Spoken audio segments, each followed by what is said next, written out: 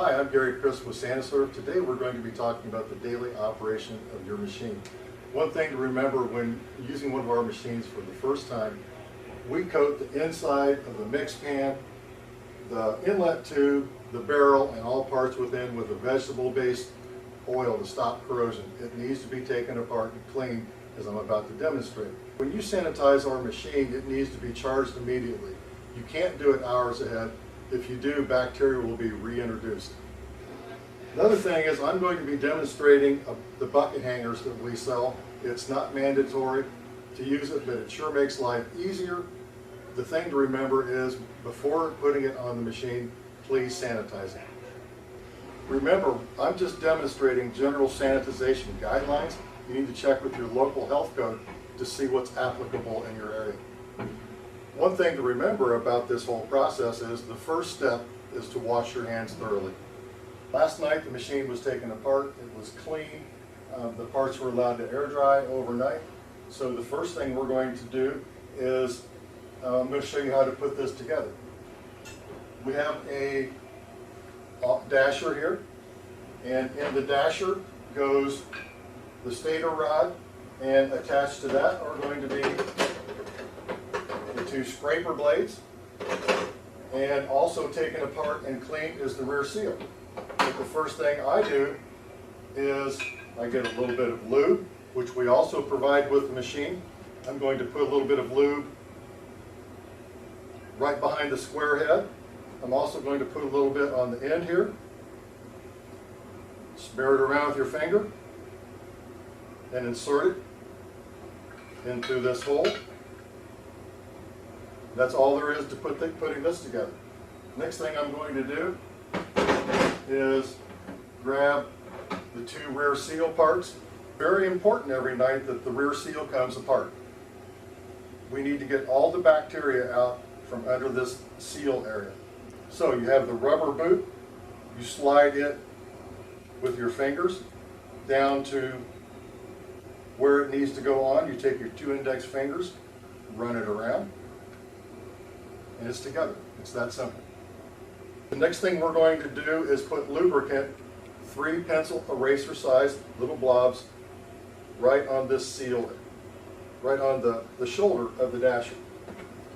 It's very important that you get no lubricant at all on this rubber seal. It's a static seal. Any lubricant on there will allow it to spin. It turns into a drill and will eventually drill through the back of the barrel. So just 3 pencil eraser sized blobs right there. You push it on like this, rubber seal to the back, give it a little spin, it's ready to go. Next thing, scraper blade. Now, daily when you do this, there's a little wear line that you want to be able to see and feel right here. If your blades are worn to where you can't see or feel this wear line anymore, it's time to replace them. There's 2 flats on this scraper blade bar, and the reason they're there is that so these scraper blades, if you push them on with the flats, they easily slide on and then lay over on the dasher tabs. When you're putting our machines together, if something's going together hard, you're not quite doing it right. Hold on to the stator rod. Don't put the blades on top. Gravity will win and they fall down and it won't go in easily.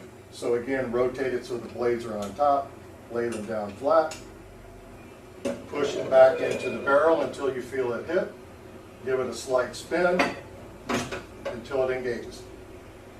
Okay, next we're going to put the front plate assembly together. You get your 2 O-rings, roll the first one in,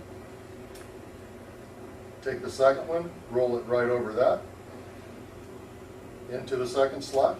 Okay, next you want to put some lubricant on both O-rings. Then you want to take your finger, smear it around, work it down in a little bit, around both of them. And then what's left, rub in between. So you get a good slick area where the seal is. Next we need to take the lubricated plunger assembly. What's important about this is to align this hole in the plunger up with this slot in the front plate. And the first O-ring will go on very easy. As soon as you feel resistance, what I want you to do is twist as you go on. As you twist going over that O-ring, it makes it last longer. We line up the hole, grab the handle and the fast pin. The handle goes in, the fast pin goes down through. Shut the assembly and it's ready to go in. Put the front plate seal onto the front plate, drop it down into the slot, work it around with your fingers, and a little bit of back spin here allows it to roll right in. Now the front plate assembly is ready to go on. We're going to insert the square stator rod head over here into this square recess. Okay, when you're putting this together, you feel resistance before you put the knobs on. Look from the side and you should see a gap between the black front plate seal and the barrel. Now you put on one knob at a time, just barely starting it. It's a pretty tight fit between the barrel and the plug on the back of the front plate. So we don't want to lock one side down and then force the other. So what you want to do is gently rock it in. So a couple of turns back and forth on each one until you get up and it gets fairly tight. And then if you look from the side, you'll notice that that gap is completely gone. We have a good seal.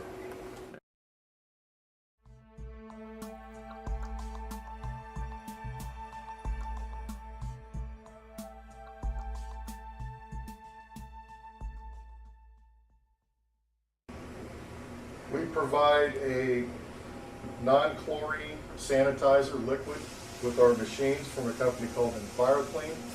You want to add 4 pumps of this to 2 gallons to cold to lukewarm water. Mix it up thoroughly.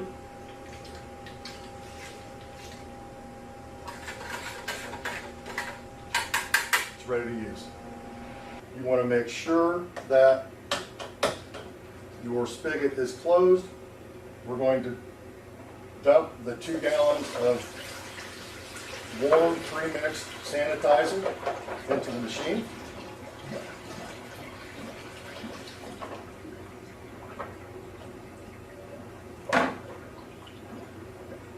After the sanitizer is in, we're going to turn the selector switch to the clean out position and let it agitate for around 2 minutes. Remember, when you're sanitizing this machine, always turn it to clean up.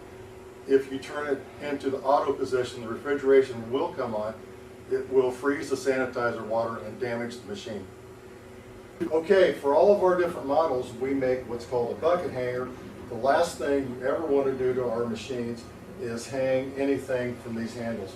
It puts all the pressure on this little plastic area up here and will eventually crack out. It can do even more damage internally if done enough over time. Okay, the sanitizer is in the machine. I'm going to take the brush provided. I'm going to get some of this sanitizer up along the sides.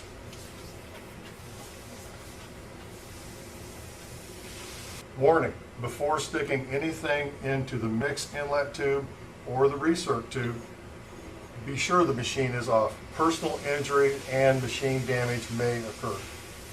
I'm going to go down through the mixed inlet tube. I'm also going to go down through the restrictor tube and around it. So we get a bucket, we hang it from the hanger, and we're going to drain everything we can out.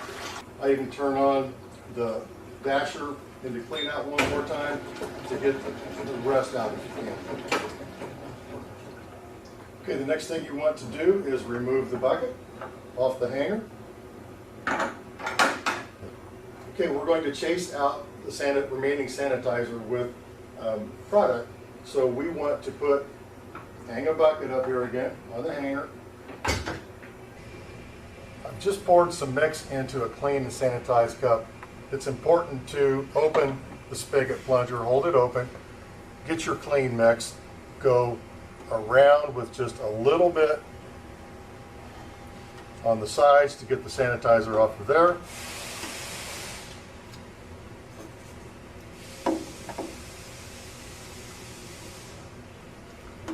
Also get some on the recirc tube.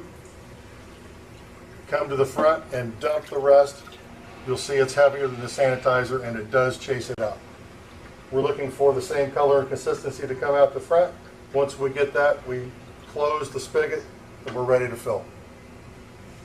When filling a slush machine, it's important to fill it to a point just above this mix-out probe so that the electronics will work, allowing refrigeration to come on. The reason we want to fill it just this high is that as this machine is pulling down, this will act like a fountain. These holes in the side will actually spray product out, cooling the mix pan. We only want to fill it to a point just above here so that we refrigerate the mix just this high. If you fill the whole pan up, it can take a process from 20 minutes long if you just barely fill it to 45 if you fill the whole mix pan before it pulls down to refrigerated slush. Okay, we have the mix filled just above the mix-out probe. At this point, all we need to do is get the bucket out of the way, the bucket hanger off. We flip to auto. The machine's ready to run.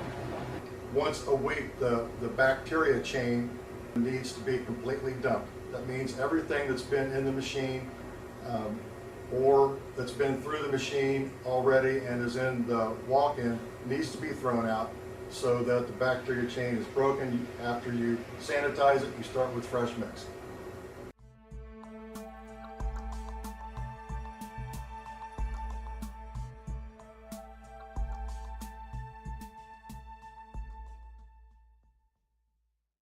Okay, it's the end of the day. It's time to tear the machine down and clean it.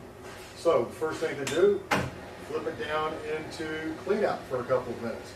Let it thaw out a little bit. It makes dispensing a little easier. We're going to remove the top cover, put on a bucket hanger, because again, you do not want to hang buckets from this handle. You'll wind up cracking the front plate right in here, and over time it can do even more damage internally. Put my bucket in place on its hanger.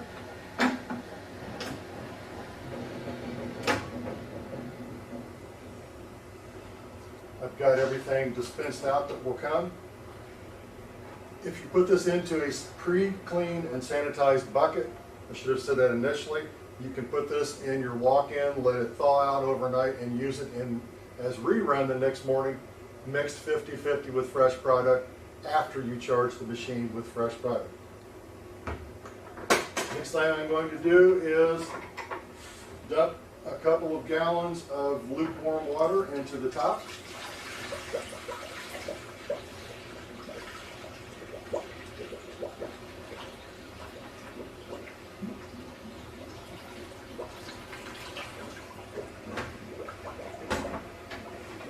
With the machine still off, warning, before sticking anything into the mix inlet tube or the recirc tube, be sure the machine is off. Personal injury and machine damage may occur. Take your brush, go down through the inlet tube. I'm also going to go down through the restrictor tube.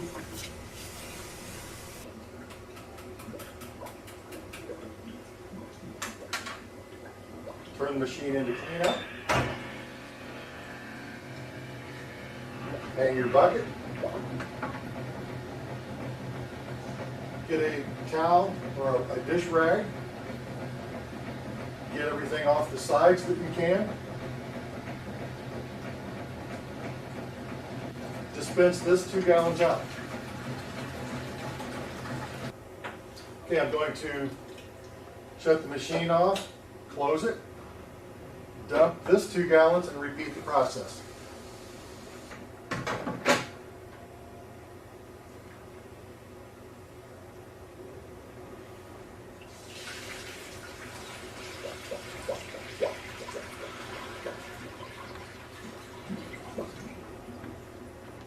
With the machine still off, I'm going to clean the inlet tube one more time with the brush. I'm also going to go down through the restrictor tube, flip it into clean out. and drain what's in here. Okay, this is drained. I'm going to shut the machine off. You need to get a container that will stay on without the hanger. We're going to take apart the machine now. Sometimes if your hands are wet, it takes a rag. And basically I do it the same way. To get it started, a couple turns on each side until it gets going.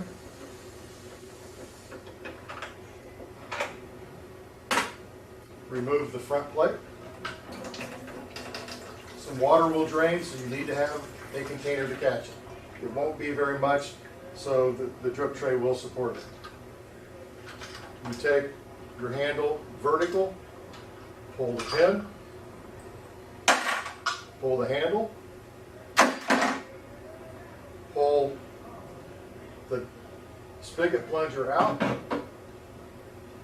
Again, you go back to the dry rag, and you want to take the back one off first. If you take the front one off first, the problem will be that you'll roll the back one onto the front. Same thing, pinch and push. You can roll it off at that point.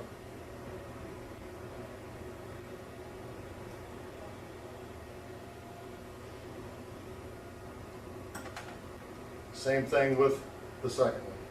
Pinch and push, it puckers up, you can get it off. Another way to get these O-rings off, we have a new tool that's just become available. Just insert it down into the O-ring and it glides right out.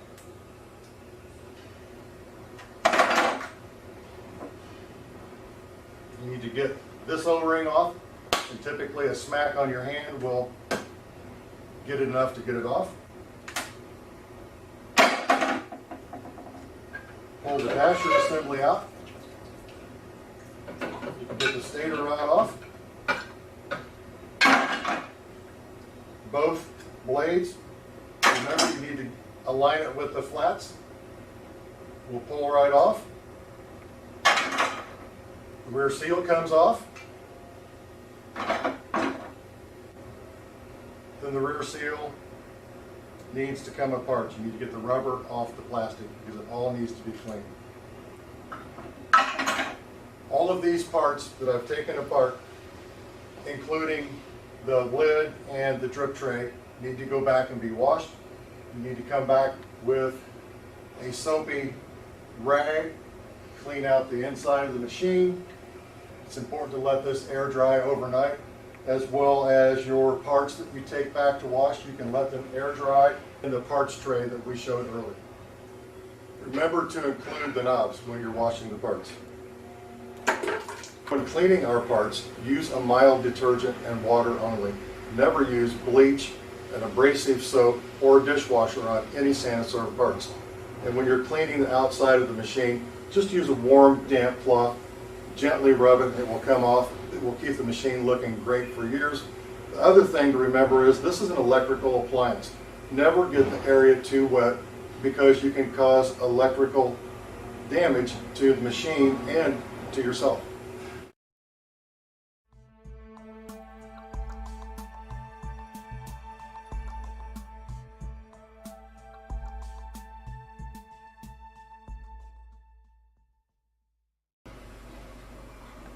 With our scraper blades, as I mentioned earlier, right through here, all the way across, about 1/8 of the way back, is what we call the wear line.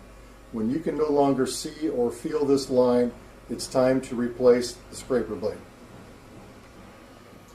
This stator rod, part number 65633, needs to be replaced when you can see a groove right behind this square shoulder here. What happens is the dasher will wear into there, and particularly if you don't lubricate properly, but once the groove gets there, it allows the dasher not to run on center anymore, and you won't get the scraping action that you need.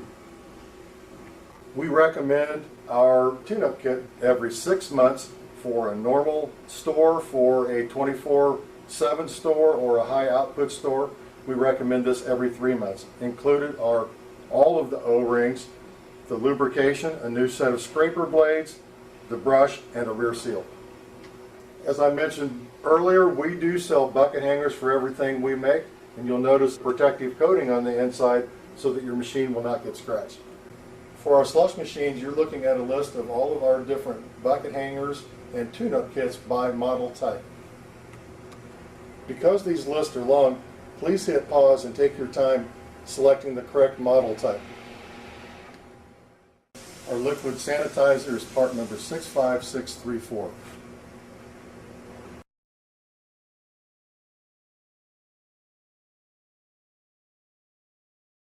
If you need a new spigot plunger, the part number is 105503. If you need the lube itself, we sell it in cases of 12. The part number is 1150. Fast pin to hold the handle is part number 64225. The handle is part number 65632-01. Our new O-ring removal tool is part number 65436.